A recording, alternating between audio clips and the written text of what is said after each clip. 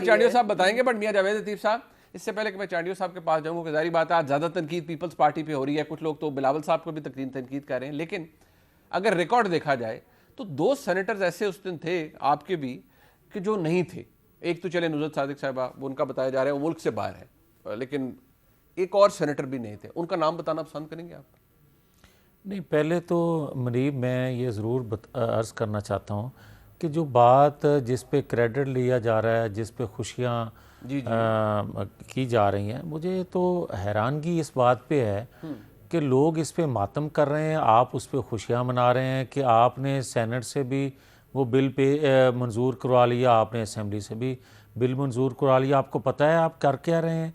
आप ये देखें कि उस बिल से आपका दफाई अकाउंट जो खुलता है, और दुनिया में अगर स्टेट बैंक इंडिपेंडेंट होता है तो आप पाकिस्तान को इस चीज़ की पाबंदी करवाने जा रहे हैं कि क्या दुनिया का दफाई बजट जो है उसका अकाउंट एक ही होता है, और क्या कमर्शियल बैंकों के बाद वो स्टेट बैंक में एक ही खुलता है जिसको फिर दुनिया मानी। और आप जैसा मुल्क पाकिस्तान। मियां साहब, आप सद एहतराम, आप वही बातें फरमा रहे हैं। आपके सेनेटर किरमानी साहब आज कहते हैं कि लकीर पीटने की जरूरत नहीं, जो होना था भाई हो गया, वो होना ही था। मुझे ये बताइए कि ये जो हो गया, जो कि होना ही था, उसमें आपने कितना हिस्सा डाला हुजूर?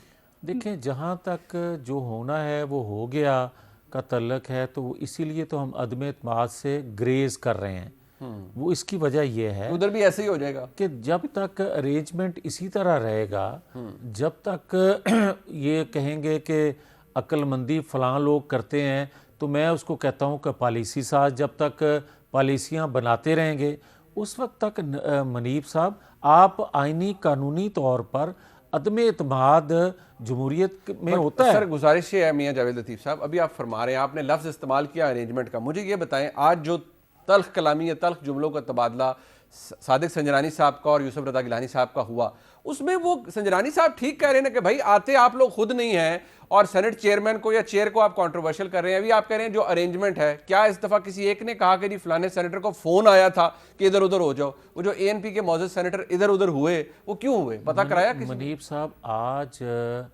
अपोजिशन को भी बुरा इसलिए कहा जा रहा है, ये एक हकीकत है, ठीक है, आप इससे इनकारी नहीं जी, इसलिए कि हुकूमत वक्त को कितना बुरा जाना जाता है अवाम में कि लोग कहते हैं कि आप जान छुड़ाने के लिए या आप जो अदम एतमाद की बात करते हैं आप क्यों नहीं लेकर आते, और उसमें जब कोई बिल पास होता है, जब अपोजिशन के नंबर कम होते हैं, आपने कहा हो कि जी मुल्क की सालमियत का सौदा हो रहा है, आप इससे इनकारी नहीं, हम बिल्कुल इतराफ़ करते हैं कि जो लोग इसमें एब्सेंट होते हैं, भले उनको कोई फ़ोन कॉल जाती है, बल्कि भले जिस तरह कोई अक्लमंद लोग उनको बहकावे में लेकर आते हैं, भाई बात सीधी सी है। बहकावे में सर, बसद एहतराम, आप लोग इतने माशाल्लाह जी शऊर लोग हैं, आप बहकावे में आ जाते हैं, खुदा न खास्ता कौन बहकाता है आपको? मैं अर्ज़ करने लगा हूँ वही।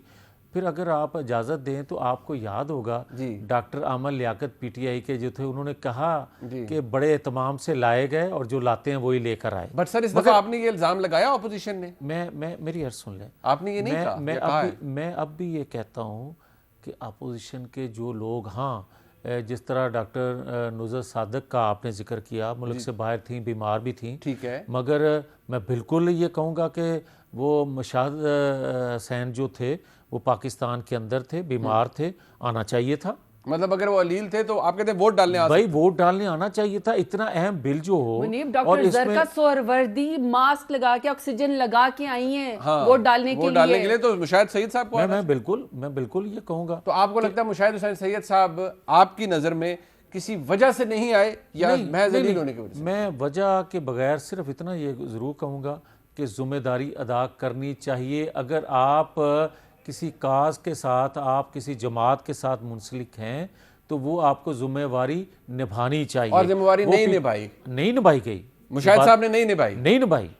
मुझे ये बताएं, पीपल्स पार्टी में भी चांडियो साहब जवाब देंगे, लेकिन पीपल्स पार्टी में जो कुछ हुआ, पीपल्स पार्टी में आप किसको जिम्मेदार समझते हैं जो उस दिन हुआ? वो गिलानी साहब तो आज जिस तरह वो कह रहे थे कि मुझ पर ये जो बकौल उनके टर्न कोट्स हैं, लोटे हैं, ये मेरे ऊपर सवाल उठा रहे हैं, इनकी कोई क्रेडिबिलिटी नहीं है, मैं लीडर ऑफ द ऑपोजिशन नहीं रहना चाहता, मैंने इस्तीफा दे दिया है, क्या गिलानी साहब पर भी आप वैसी तनकीद करेंगे जैसे आप मुशाहिद साहब पे कर रहे हैं?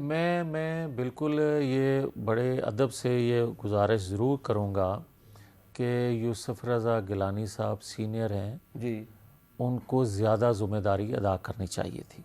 अच्छा। मैं समझता हूँ कि आम सेनेटर से उनको ज़्यादा ज़िम्मेदारी का एहसास भी होना चाहिए अगर था। वो ये फरमाएं कि जी मैसेज मिला, उस पर ये नहीं पता था कि भाई इसके ऊपर वोटिंग होनी है, मैसेज मिला, रात लेट मिला, 11 बजे हुकूमत ने इजलास बुला लिया, मैं मुल्तान में था, मैं नहीं आ सकता, अगर ये कहा जाए तो ये अच्छा डिफेंस है। देखें, जहाँ तक मनीब उनका ये कहना है तो ये तो एक हकीकत है कि पिछले 4 साल से स्पीकर हों या चेयरमैन सेनेट हों, वो रवायत से हट के जो कुछ कर रहे हैं, और बड़ी बदकिस्मती है, मगर ये सब के इल्म में है ना कि 4 साल से वो क्या कर रहे हैं, तो यहाँ हाजिर रहना चाहिए था।